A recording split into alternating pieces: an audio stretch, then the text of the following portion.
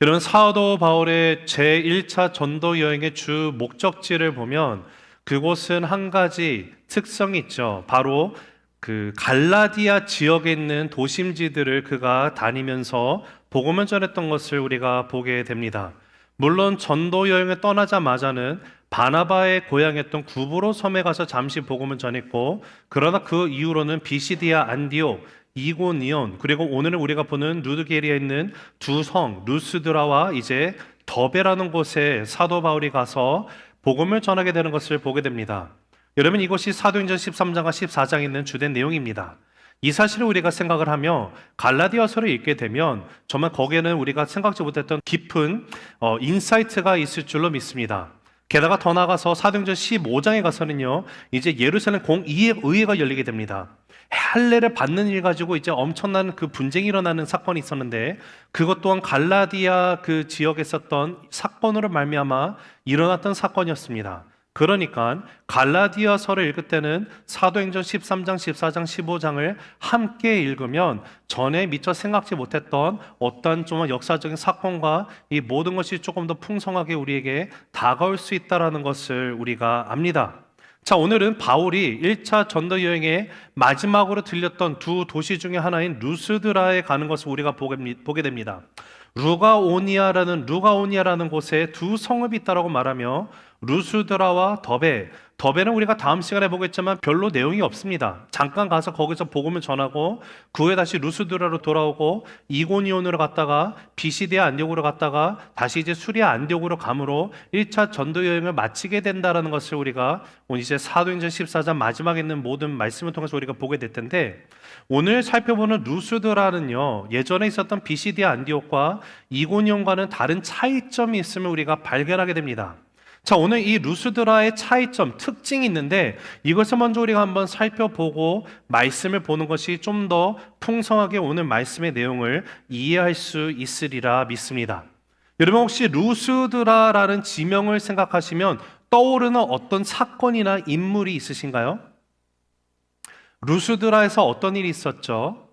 사도행전 16장의 1절에 보면 바울이 제2차 전도 여행을 갔을 때 다시 루스드라와 더베 지역을 방문했음을 우리에게 알려주고 있습니다. 근데 여기서 누구를 만났는가 하면 사도 바울의 사역의 하반기에 정말로 평생 같이 하는 정말 중요한 귀중한 동역자 한 사람을 만나는데, 그 사람의 이름이 바로 디모데입니다. 디모데의 고향이 루스드라라는 곳입니다. 자, 그것도 하나의 특징이 될 수 있을 것이고요. 지금 비시디아 안디옥과 이고니온에는 나오지 않은 루스드라만의 특징이 하나가 있는데 그 차이점 한번 생각해 보겠습니다. 쉽게 말하면 비시디아 안디옥과 이고니온에는 존재했었는데 지금 루스드라에 왔더니 없는 것이 하나가 보입니다. 그것이 무엇일까요? 바울과 바나바가 비시디아 안디옥과 이고니온에 도착했을 때 그들이 즉시로 어디로 들어갔다고 기록이 되어 있었죠? 회당에 들어갔었습니다. 유대인의 회당을 찾아서 그 회당에 가서 거기서 복음을 전하고 나아갔었는데, 루스드라에는 회당이 없음을 우리가 보게 됩니다.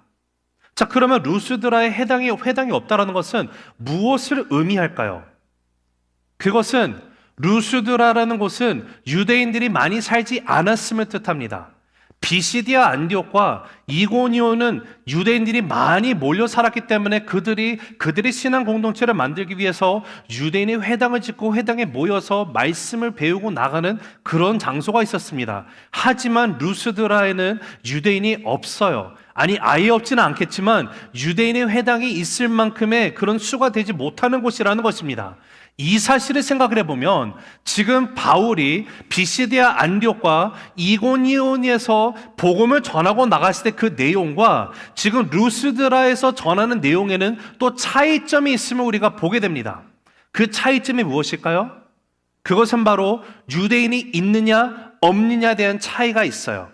비시디 안디옥에서 바울이 전했던 복음의 주된 내용을 보면 구약 성경에 있는 사건들을 다 그가 인용을 하면서 예수 그리스도가 누구신지를 설명하고 나가는 복음을 전했습니다. 어디서요? 유대인들의 회당에서. 회당이 어떤 곳입니까? 유대인들과 경건한 이방인들이 함께 모여서 유대교에 들어온 경건한 이방인들이 하나님에 대해서 배우고자 모여 있는 곳에서 사도 바울이 기회를 얻어서 구약의 말씀을 풀어 설명하며 예수 그리스도를 전파하고 나가는 복음의 메시지를 선포했습니다. 그것은 이고니온에서도 동일하게 복음을 전했을 것입니다. 우리에게 디테일하게 비시디아 안디옥처럼 설교 내용을 주진 않지만 이고니온도 유대인의 회당에서 그가 복음을 전했기 때문에 거기서 발언의 기회를 얻어서 분명히 예수 그리스도가 누구신지를 구약에 있는 말씀들을 인용해서 풀어 설명하는 것이 바울의 그 사람, 그 민족, 유대인들에게 있어서는 정말로 예수님이 누구신지를 전하는 데서 그보다 더 좋은 방법은 없습니다. 구약에 있는 예언된 말씀이 성취된 것이 바로 예수 그리스도 메시아이시다. 자, 그런데 루스드라에서는 유대인들이 없으니까 바울이 이방인들에게 복음을 전하고 나갈 때 거기에는 구약 말씀을 인용하는 것이 그 어디에도 나와 있지 않다는 또 다른 특징이 있습니다. 아울러서 사도 바울이 유대인이 아니라 이방인들에게만 복음을 전한 최초의 장소 또한 루스드라라는 곳입니다. 그래서 이 루스드라라는 곳은 되게 좀 이렇게 특별한 장소가 되기도 합니다. 자, 한 가지 더 중요한 사실이 있는데 지금 비시디아 안디옥과 이고니온에는 드러나지 않은 한 가지가 루스드라에서는 일어나는 사건이 있어요. 그것이 무엇이냐면 기적이 일어나게 되는 것을 우리가 보게 됩니다. 자, 물론 여러분이 지난 시간에 말씀을 잘 기억을 하시면 이고니온에서도 표적과 기사가 일어났습니까? 안 일어났습니까? 일어났어요. 그러나 이고니온에서는 정확하게 어떤 표적이나 기사가 일어났는지는 우리에게 언급을 해주지 않습니다. 하지만 루스드라라는 곳에서는 정확한 기적을 우리에게 기록을 해주고 있는데 그것이 무슨 기적이었을까요? 자, 우리 8절에서 10절을 다시 한번 읽어볼게요. 시작. 루스드라에 발을 쓰지 못하는 한 사람이 앉아 있는데 나면서 걷지 못하게 되어 걸어본 적이 없는 자라. 바울이 말하는 것을 듣거늘 바울이 주목하여 구원받을 만한 믿음이 그에게 있는 것을 보고 큰 소리로 이르되 내 발로 바로 일어서라 하니 그 사람이 일어나 걷는지라. 여러분, 지금 태어나서 한 번도 걸어본 적이 없는 어떤 안진뱅이 한 사람을 바울이 루스드라에 들어가서 만나게 됩니다. 자, 루스드라가 회당이 없다 보니까 바울이 어디서 복음을 전했을까요? 우리에게 기록으로 남겨있진 않지만 분명히 그가 시장가로 들어갔든지 어떤 사람이 많은 번잡한 길가에 서서 복음을 전했다라고 우리가 한번 가정과 상상을 해볼 수 있습니다. 복음을 전하는 자리에 여기 어떤 안진뱅이가 앉아있는데 바울은 처음 보는 사람인데 이 사람은요, 그 당시 루스드라 성에는 너무도 유명한 사람이에요. 자, 이게 여러분 혹시 예전에 이 비슷한 장면을 우리가 한번 봤던 거 기억나십니까? 사도행전 3장에 가서 어떤 일이 있었죠? 베드로와 요한이 기도할 때가 돼가지고 예루살렘 성전으로 향합니다. 예루살렘 성전에 향하는 그 미문 앞에 누가 있었습니까? 40년이 넘은 태어나면서부터 안진뱅이로 태어난 안진뱅이를 만나게 되는 것을 보셨죠? 거기서도 예수 그리스도의 이름으로 이 안진뱅이가 일어나 걷게 되었어요. 자, 그리고 14장에서 지금 루스드라에 똑같은 이 안진뱅이가 태어나면서 걷지 못한 사람이 일어나 걷게 되었습니다.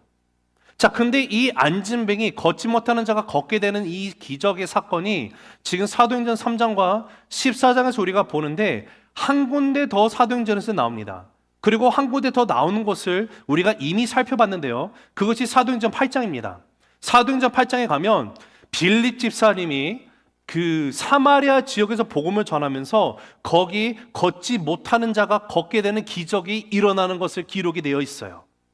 자, 그러면 지금 사도행전 3장에서 예루살렘 성에서 안진뱅이가 걷게 된 것, 사도행전 8장 사마리아 땅에서 걷지 못하는 안진뱅이가 걷게 되는 것, 그리고 더 나가서 사도행전 14장, 지금 이곳은 갈라디아 지역이에요. 헬라, 그 로마 식민지 있는 이방인들의 나라 땅입니다. 거기서 특별히 루스드라라는 곳에서 안진뱅이가 일어나 걷게 되는 사건, 이 세 사건을 정확하게 지금 누가가 사도행전에 기록을 하고 있는데 거기에는 분명한 이유가 있습니다. 왜 같은 기적을 3장과 8장과 14장에서 연거푸 나와 있을까? 그리고 이것을 왜 꼭 이렇게 굳이 디테일하게 적어놔야 될까? 이것은 과연 무엇을 의미하는지에 대해서 우리는 한번 생각을 해봐야 됩니다. 여기에 대한 답을 찾기 위해서는요, 침례 요한이 감옥에 갇혔을 때 본인의 제자들을 예수님한테 보내서 질문합니다. 예수님, 당신이 우리가 기다리는 메시아가 맞습니까? 아니면 우리가 다른 사람을 기다려야만 할까요? 이 질문을 하기 위해서 제자들을 보내는 사건이 마태복음 11장에 나와 있습니다. 그때 예수님이 요한의 제자들에게 하신 그 답이 11장 5절에 나와 있는데 우리 한번 같이 읽어볼게요. 시작. 맹인이 보며 못 걷는 사람이 걸으며 나병 환자가 깨끗함을 받으며 못 듣는 자가 들으며 죽은 자가 살아나며 가난한 자에게 복음이 전파된다 하라. 즉 예수님께서 하시는 음성의 그 답이 나야 라고 하지 않으시고요, 메시아가 오실 때 일어날 사건에 대해서 얘기하는 거예요. 하나님의 나라가 임했을 때 일어나는 이 그 현상들에 대해서 얘기하면서 이렇게 될 거라고 말하십니다. 근데 여기서 우리가 집중해서 봐야 되는 게 무엇입니까? 맹인이 보고 또 뭐가 어떻게 된다고요? 못 걷는 사람이 걸으며. 하나님의 나라가 임하게 되면, 복음의 메시지가 주어지면 메시아이신 그분이 오시는 순간 못 걷는 자가 걷게 되는 것의 현상을 통해서 하나님의 나라가 왔음을 우리가 알게 된다는 사실을 예수님은 이미 얘기해 주셨다는 거예요. 그러니까 사도행전 3장에서 예루살렘 그 성전의 미문에 앉아있던 이 안지맹이가 일어난 사건은요, 예루살렘의 복음이 전해지는 현상으로 일어나게 된 것이고, 사도행전 8장에 가서 사마리아 성에서 못 걷는 자가 걷게 되는 것도 사마리아의 그리스도의 복음이 그 안에 전해졌음을 우리에게 보여주는 현상이고요, 오늘 14장에 와서 갈릴리 지역의 이 루스드라라는 곳에서 나면서부터 걷지 못하는 이 안지맹이가 일어나 걷게 되는 것 또한 지금 그리스도의 복음이 어디까지 들어간 겁니까? 갈라디아 지역에 들어간 것을 우리가 보여주는 거예요. 여러분, 마태복음 12장에서 예수님이 말씀한 대로 된 거예요. 기적이 일어나는데 한 번도 걸어본 적이 없는 안지맹이들이 일어나게 돼요. 즉 그리스도의 복음이 예루살렘을 넘어서 사마리아를 거쳐서 이제는 땅끝까지 갈릴리 지역에도 지금 증거되고 있음을 보여주는 지금 현상이, 지금 안진뱅이가 일어나게 되는 거예요. 예수님이 말씀하신 것처럼 오직 성령이 너에게 임하시면 너희가 권능을 받아 예루살렘과 온 유대와 사마리아와 땅끝까지 이르러 내 증인이 되리라 하신 그 말씀이 예루살렘에서, 사마리아에서, 지금 갈릴리 루스드라는 지역에서, 그리고 오늘날 이 땅끝까지 주님의 그 복음이 증거되고 있다는 사실을 우리가 보게 되는 것입니다. 자, 그런데 지금 태어나서 한 번도 걸은 적이 없는 이 사람이 갑자기 걷기 시작하라니까 루스드라 성이 지금 난리가 났어요. 그들의 반응이 참 신기합니다. 자, 우리 한번 그 반응 한번 볼게요. 11절 13절 같이 읽습니다. 시작. 무리가 바울이 한 일을 보고 루가오니아 방언으로 소리질러 이르되 신들이 사람의 형상으로 우리 가운데 내려오셨다 하여 바나바는 제우스라 하고 바울은 그 중에 말하는 자이므로 헤르메스라 하더라. 시외 제우스 신당의 제사장이 소와 화환들을 가지고 대문 앞에 와서 무리와 함께 제사하고자 하니. 자, 평생 걷지 못하는 사람을 향해서 바울이 말하죠. 자, 일어나 걸어라 외치니까 그가 즉시로 일어나 걷게 된 그 광경을 목격한 루스드라 성에 있는 사람들이 갑자기 놀래가지고요, 지금 자기들의 방언, 루가오니아 방언으로 소리를 지르기 시작하더라 라고 나옵니다. 자, 그런데 소리 지르는데 그 내용이 뭔지를 우리가 볼 텐데, 자, 여러분 참고로 지금 로마 제국 당시에 쓰였던 공용어는 라틴어입니다. 로마 언어가 라틴어이기 때문에 그래요. 그런데 문제는 로마 제국에 속한 대부분의 지역들은요, 그들이 예전부터 오래도록 사용했던 헬라어가 익숙하기 때문에 헬라어를 공용어로 쓰는 것이 더 많았습니다. 여러분, 사도 바울이 우리가 말씀을 근거해서 봤을 때 그가 언어가 그 언어의 은사가 있음을 우리가 또 알 수 있는데, 그가 정확하게 거창하게 유사할 수 있는 언어가 적어도 두 개가 있었어요. 그것이 무엇이냐? 하나는 히브리어고요, 하나는 헬라어입니다. 그리고 아마도 바울이 로마의 총독과도 대화하는 걸 봐서는 아마 라틴어도 어느 정도 할 수 있다라고 학자는 추측을 합니다. 그리고 거기에 하나 더 붙인다고 하면 아람어 또한 바울이 좀 했을 것이다라고 우리가 생각을 할 수 있어요. 그러나 정확한 것은 히브리어와 헬라어는 능통한 것이 바울이었습니다. 즉 지금 유대인인 바울이 이 루스드라라는 지역에 와서 그가 썼던 그 언어, 복음을 전할 때는 분명히 헬라어를 썼을 거라고 우리가 추론해도 틀리지 않을 것이고요. 이 헬라어를 전하고 나갔을 때 루스드라 지역 또한 워낙에 공용어로 쓰이는 이 헬라어를 듣고선 그들이 이해했습니다. 근데 문제는 지금 안진뱅이가 일어나서 갑자기 기적이 일어나니까 그들도 놀래가지고 헬라어를 쓰다가 갑자기 자기네 방언을 바꾸는 이 모셔 시방 이렇게 바뀌어버리는 거예요. 놀라운 일이 일어난 거예요. 근데 이때 분명히 루가오니아어로 말했기 때문에 바울과 바나바는 지금 이들이 무슨 말을 하는지는 못 알아들었을 텐데 그냥 제가 한번 생각을 해고 상상을 해보면 적어도 제 귀에 들리는 말은 제우스는 들릴 거고요. 에르메스는 들릴 거라는 거예요. 그리고 딱 이 모양새를 보니까 분명히 루스드라 그 성벽 바깥에 분명히 오는 길에 이 제우스 신전이 아니나 다를까 있었는데 이 제우스 신전에 있는 갑자기 제사장이 소와, 자 한글 성경은 소로 써있지만 원어는 복수입니다. 소들이에요. 소들 데리고 오고 화환을 갖고 와서 거기 성사람들과 함께 지금 모양새를 보니까 자기들 앞에 경배라고 절을 하면서 신처럼 우상화를 하려고 하는 것을 보게 돼요. 자 그때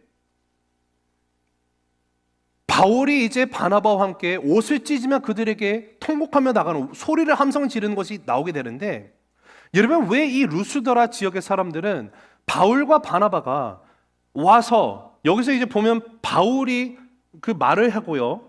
그 이 안진뱅이가 일어나게 됐죠. 그래서 지금 이 루스드라 사람들의 생각에는 바나바가 좀 더 잘생기고 건장하니까 제우스 그리고 이 바울은 좀 못생기기도 했고 말을 대변하는 것처럼 제우스 아들 헤르메스라고 여기면서 신이 왔다라고 얘기를 하면서 갑자기 경배를 하려고 하는데 왜 이 루스드라 지역의 사람들은 갑자기 생뚱맞게 바울과 바나바를 신처럼 생각하면서 이렇게 우상숭배를 제사를 지내려고 할까요? 자 여기에 대해서 제가 궁금증이 생겨서 찾아봤어요.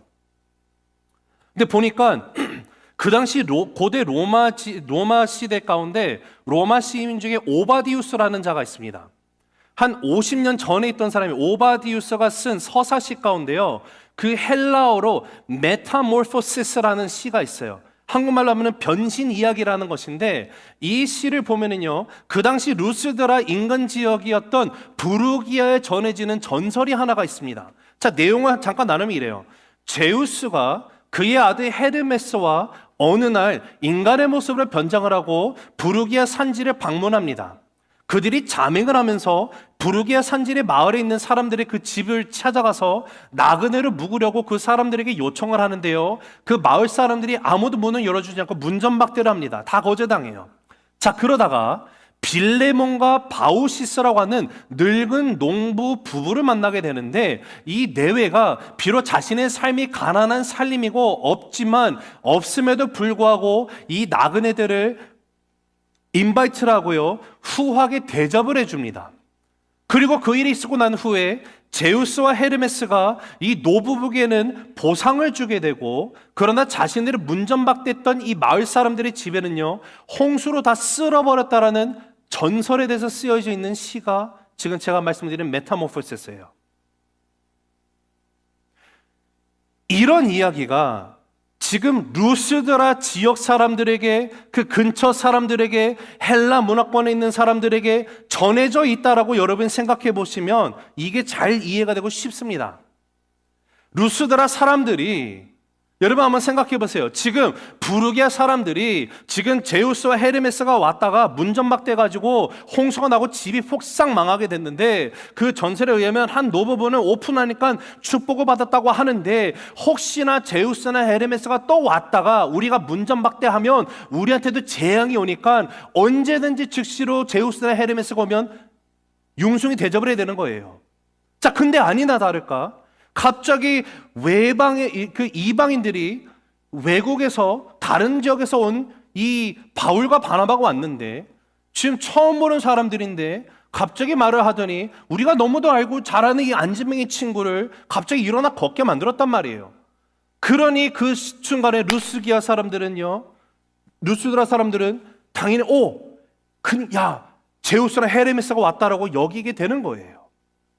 그러면서 그들을 신처럼 모시려고 하는 것이 백그라운드입니다. 지금 이런 그 상황의 세팅인데 바울과 바나바가 그들을 어떻게 반응하고 나가는지 14절 15절에 있습니다. 시작.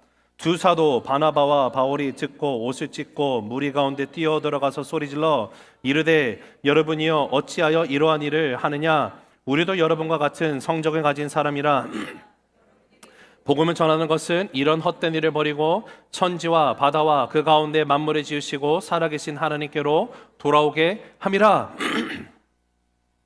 지금 바울이 바나바가 옷을 찢으면서 큰 소리를 외치기 시작합니다. 우리는 신이 아니다.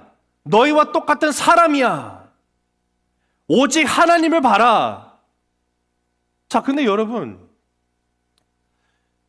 제가 바울의 입장에서 아니면 바나바 입장에서 만약에 이런 일이 벌어지면 나는 어떻게 반응했을까 한번 생각을 해봤어요. 근데 생각하다가 되게 창피해집니다. 솔직히요, 인간 한영근이는요 그 순간을 아마 약간 좀 즐기려고 하지 않았을까 생각을 해요. 왜냐하면 바로 저는 이고니온에서 제가 돌 맞아 죽을 뻔했거든요. 그리고 지금 루스드라로 막 도망쳐 왔는데 이 오는 여정도 험난했어요. 지금 배도 고픕니다. 굶주립니다. 아무도 저를 막 환영해 줄 사람이 없어요. 그런데 와서 복음을 그래도 전하기 시작했는데 여기 지금 앉으면 일어나 걷기 시작했어요. 그랬더니 루스드라 성 전체가 막 난리가 나고 자기네 방언을 말하면서 갑자기 나를 뭐 바나바를 같이 뭐 제우스 뭐 헤르메스라 얘기하면서 막 신으로 이렇게 막 하려고 해요. 그럼 분명히 그러겠죠. 나는 신이 아니라고. 그러나 지금 몸도 지치고 심도 마음도 어려운데 이 사람들이 그렇게 하면 적어도 여기는 우리를 좀 호의롭게 생각하니까 예수님을 전하면 이들이 다 믿지 않겠나라는 생각이 또 들 수도 있지 않을까요? 인간적으로. 그러면서 조금 이것을 뭐 먹을 수도 있고 좀 쉼을 얻을 수도 있지 않을까 생각을 할 만도 한데 지금 바울과 바나바는 거기서 즉시로 옷을 찢었어요. 지금 여기 있는 사람들이 이 앉음에게 일어난 것을, 이 영광을 지금 바나바와 바울에게 돌리려고 하는데 이 영광을 바나바 바울은 어떻게 하는 거예요? 하나님께 돌리는 거예요. 아니 하나님이 받으셔야 되는 영광을 내가 어떻게 받느냐는 거예요. 그들은 그들이 이곳에 온 목적 그대로 그냥 쫓아서 복음을 전한 것뿐이에요. 그 영혼을 향해서 예수 그리스도의 이름을 명하고 했더니 일어나게 된 거예요. 복음을 전하고 나가요. 그러면서 모든 영광은 오직 하나님 앞에 올려드리고 나가는 것이 바로 바울과 바나바의 삶의 자세였어요. 여러분, 이것을 통해서 우리가 생각해야 되는 중요한 포인트가 있을 거라 생각을 합니다. 우리가 반드시 배워야 되는 레슨이 뭘까요? 같이 읽습니다. 시작. 신앙의 여정 가운데 반드시 경계해야 하는 것은 하나님의 영광을 가르치고자 하는 마음이다. 한 번 더 읽습니다. 시작. 신앙의 여정 가운데 반드시 경계해야 하는 것은 하나님의 영광을 가르치고자 하는 마음이다. 자, 우리 사랑하는 새수명 가족 여러분, 우리 때로는요 하나님이 일한다고 교회 봉사한다고 하다가 뭔가 일이 잘 됐어요. 그러면 주변에서 막 형제자매들이 막 칭찬, 막 박수도 하면서 막 이렇게 얘기합니다. 막 이름도 언급이 돼요. 여러분, 그럴 때 우리가 어떻게 되는지 아십니까? 멈추게 하고요, 모든 영광을 하나님께 올려드려야만 되는 것이에요. 내가 한 게 뭐가 있겠습니까? 아무것도 없는 거예요. 여러분, 우리는 예수님께서 하셨던 말씀, 누가복음 17장 10절에 가면 예수님이 이렇게 말씀하시거든요. 같이 읽습니다. 시작. 이와 같이 너희도 명령받은 것을 다 행한 후에 이르기를 우리는 무익한 종이라 우리가 하여야 할 일을 한 것뿐이라 할지니라. 여러분, 예수님 말씀하신 게 뭐예요? 나는 무익한 종이라는 거예요. 여러분, 무익한 종은요 주인의 뜻에 따라서 하라는 것을 그냥 한 것뿐이에요. 묵묵히 한 것뿐이에요. 내가 해야 할 일을 한 것뿐이에요. 그렇기 때문에 무익한 종은요 어떤 영광도 어떤 크레딧도 받을 수가 없는 거죠. 이 모든 영광과 크레딧은 그 결과물은 누가 받게 되는 거예요? 주인이 받게 되는 거예요. 여러분, 이것이 바로 지금 바울과 바나바의 삶의 모습이었다라는 거예요. 칭찬과 영광은 하나님만 받으셔야 되는 거예요. 그런데 여러분, 오늘날 교회 안에 내 영광을 내가 차지하려고 하는 모습, 내가 교회에서 어떤 권리를 주장하려고 하는 그런 사람이 얼마나 많은지 모르겠습니다. 그러다가 혹시나 누군가 나에 대해서 나를 인정해주지 않나요? 그러면 나를 이런 식으로 대우해 상처받았다고 합니다. 여러분, 그러다가 시험 들고 나가요. 나 마음 상했다고. 혹시 그런 모습이 저와 여러분의 모습은 아닌지 우리가 우리 자신을 되돌아봐야 될 줄로 믿습니다. 여러분, 우리 예수님 하신 말씀만 기억합시다. 우리는 무익한 종이에요. 주님, 저는 무익한 종입니다. 종은 그저 주인이 말씀하신 대로 하는 것이 당연한 것입니다. 그 결과는 내가 받는 것이 아니라 주인이신 하나님께서 다 받아가 주시옵소서. 주님 홀로 영광 받아 주시옵소서. 이 고백을 할 수 있는 삶이 저 여러분 모두가 되시기를 간절히 주 이름으로 축복합니다.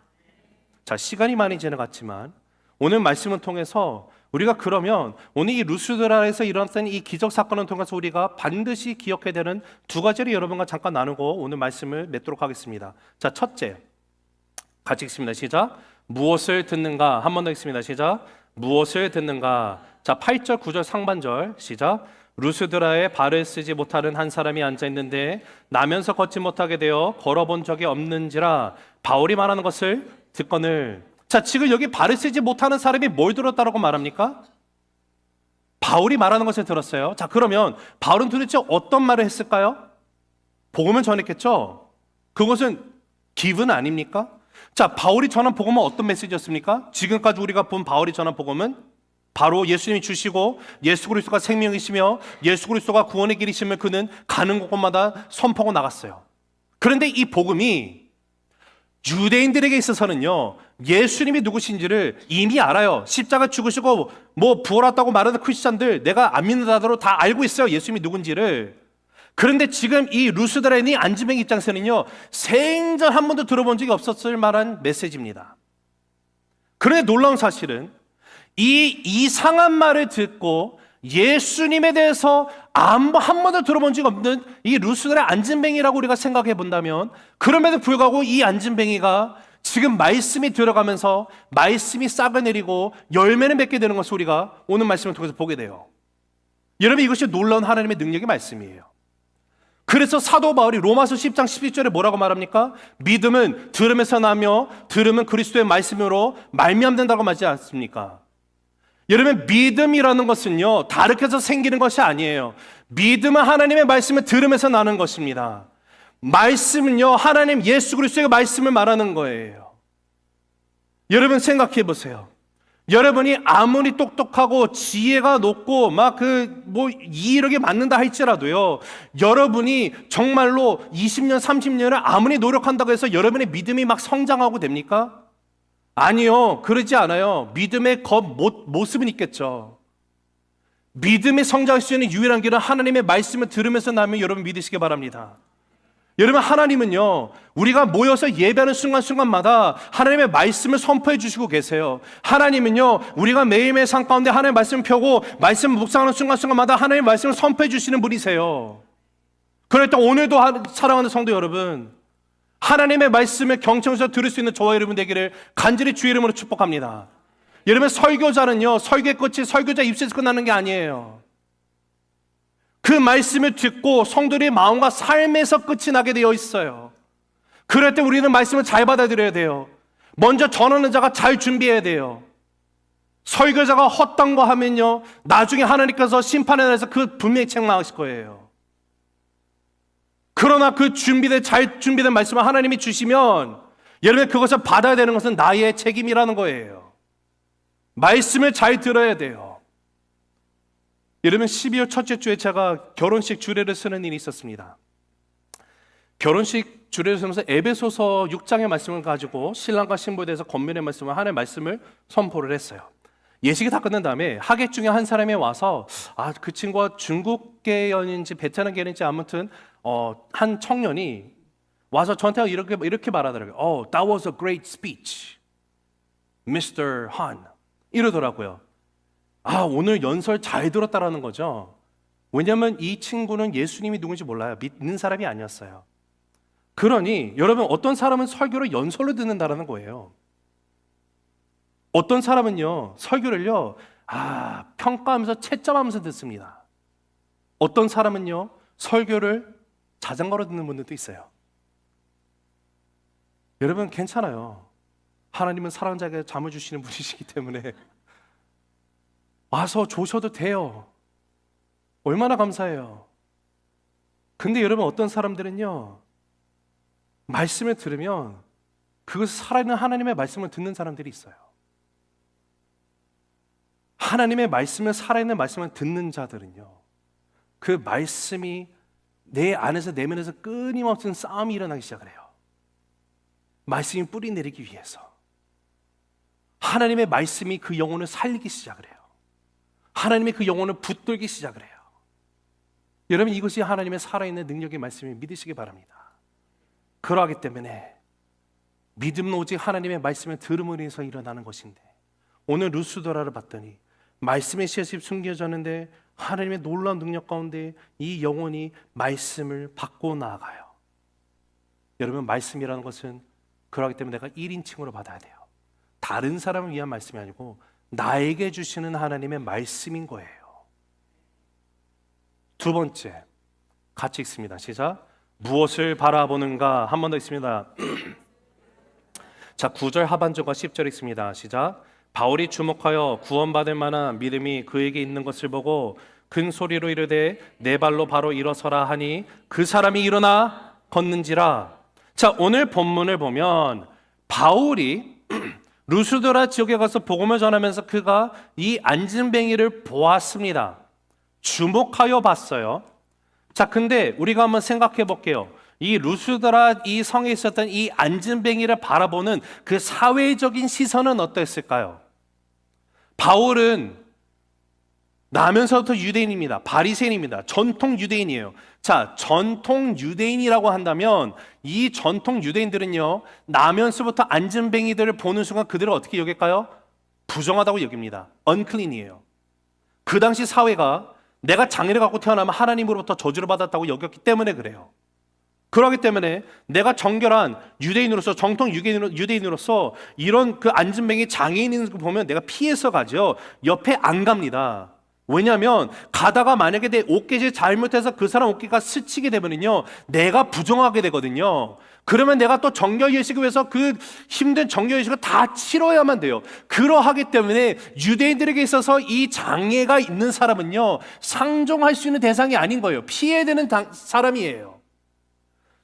루스드라 성에 있는 사람들이 이 사람을 어떻게 여겼을까요? 알 수는 없습니다. 하지만 제 상상력을 동원해서 한번 생각해보면 이런 거예요. 아마 거기서 이 사람은 긍휼히 여기는 사람도 있을 것이고요, 어떤 사람은 맨날 아유 쟤 왜 또 나와 있어 이렇게 말하는 사람도 있지 않았을까요?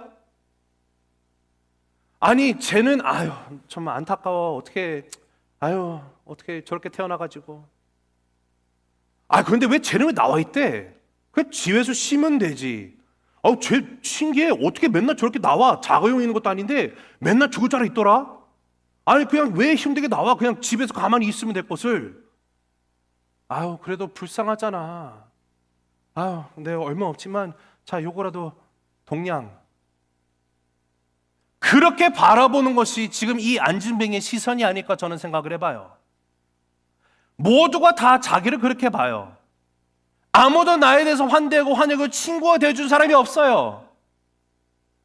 그런데 그때 바울은요, 이 영혼을, 이 사람을 그와 같은 사회적인 시선을 바라보지 않습니다. 다르게 바라봐요. 바울이 본 것은 딱 하나였어요. 오늘 말씀을 보니까 바울이 주목하여 봤는데 이 영혼에게 뭐가 있다고요? 구원받을 만한 믿음이 그에게 있음을 봤어요. 눈에 보이는 겉모습을 본 게 아니에요. 그 영혼의 내면의 깊은 곳을 볼 수 있는 눈을 가지고 있었어요. 사랑하는 성도 여러분, 같은 상황에서 내가 무엇을 보고 있느냐가 나의 신앙의 성숙도를 결정합니다.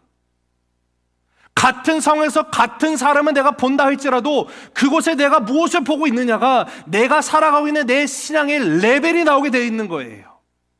왜냐하면 신앙은 겉을 보는 것이 아니라 우리의 내면의 속을 보게 하기 때문에 그래요. 신앙이라는 것은 내 생각, 내 뜻, 내 마음을 살아가는 것이 아니라 이제는 하나님의 마음이 나의 마음이 되므로 하나님의 시선이 나의 시선이 되어서 우리가 부르는 찬양 있잖아요. 주님의 마음이 있는 곳에 내 마음이 가고 주님의 발이 있는 곳에 내 발이 가게 되고 내 시선이 주님의 시선이 향한 곳에 향하게 되는 것이고, 여러분 그것이 신앙의 모습이기 때문에 그래요. 사도 바울은 단 하나를 봤어요. 이 영혼이 구원받을 만한 믿음이 있는 영혼이구나. 여러분 아무리 겉으로 건강해 보여도요, 예수님이 없으면요 그 영혼은요 죽어가고 있는 거 아닙니까? 안진뱅이가 나보다 못해갖고 이 사람은 불쌍히 여긴 게 아니에요. 예수를 모르는 한 영혼이 있는데 이 영혼이 얼마나 갈망했겠어요. 나도 일어날 수 있는 날이 올까? 나에게 기적이라는 것이 일어날까?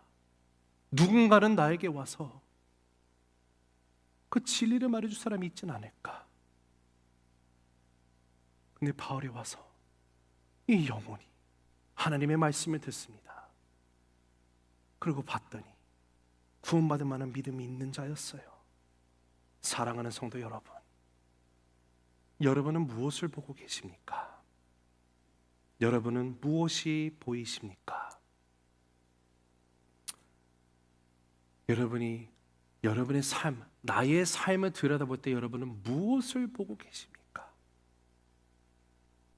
여러분이 여러분의 배우자, 남편을 바라볼 때, 아내를 볼 때, 여러분의 자녀를 볼 때 무엇을 보십니까?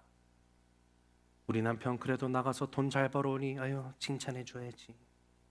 아 우리 아내 밥도 잘해주고 집안 살림 잘하니 그 정도면 됐지. 그게 답니까? 아 우리 자녀들 공부 열심히 해서 좋은 대학교 가야 돼. 갔어요. 아 직장 잘 잡아야지. 직장도 잘 잡았다고 칠게요. 이제 결혼만 하면 되지 뭐. 좋은 아내, 좋은 남편 만나서 시집 장가 보내면 끝. 여러분 그게 다예요? 여러분의 직장에서는 어떻습니까? 여러분의 직장 동료를 바라보실 때 여러분은 무엇이 보이십니까? 그들의 영혼이 보이시나요?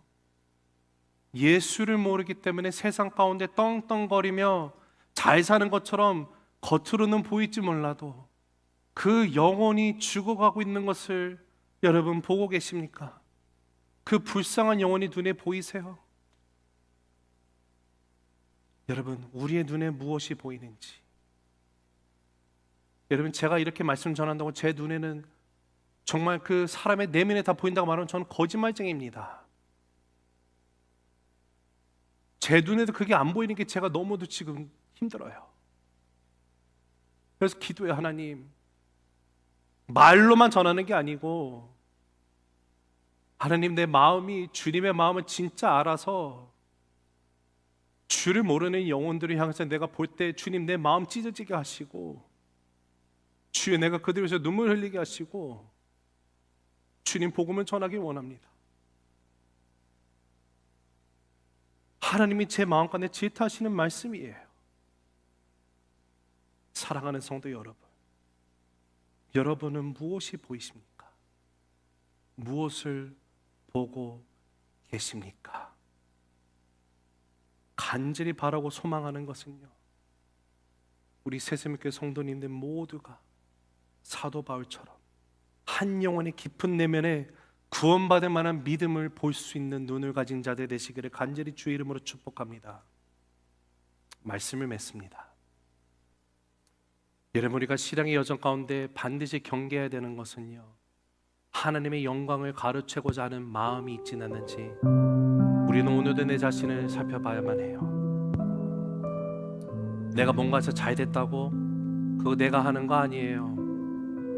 하나님께서 허락하시는 것이고 주님께서 능력 주시는 것이고 주님이 하라는 것을 내가 했더니 그 결과를 하나님이 주신 것뿐이에요. 그러하기 때문에 모든 영광 하나님 아버지께 올려드립니다의 고백이 되기를 소망합니다. 주님, 저는 무익한 종입니다.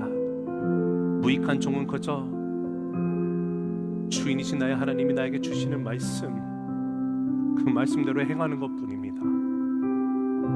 행하고 나갔더니 주님 이런 결과가 주어진 거 주님이 하신 거기 때문에 하나님 모든 찬송과 영광 주님 받아주시옵소서. 여러분 우리 다가오는 2025년도 2024년도에도 우리가 하나님의 말씀 집중하고 나갔지만 우리 새해에는 더 하나님의 말씀을 듣게 되기를 소망합니다. 여러분 일주일에 한번 와서 예배 가운데 말씀 듣는 걸로 만족하지 마시고요, 매일매일의 삶 가운데 주의 말씀을 피시고 여러분 묵상해 보세요. 하나님이 매일매일 그 은혜를 주십니다. 그 말씀을 붙들고 말씀 가운데 반응할 때 우리의 믿음은 자라기 시작을 합니다. 여러분 하나님의 시선이 나의 시선이 되고 하나님의 마음이 나의 마음이 되어서 내가 바라보는 영혼들, 겉의 것을 보는 것이 아니라 예수를 알지 못하는 영혼들을 내가 볼 때마다 내 마음이 찢어지도록 우리 그렇게 간구합시다. 그렇다면 2025년도에 우리가 만나는 모든 사람들 정말 한 영혼도 빠짐없이 다른 사람을 통해서가 아니고 하나님 무익한 종 여기 있습니다.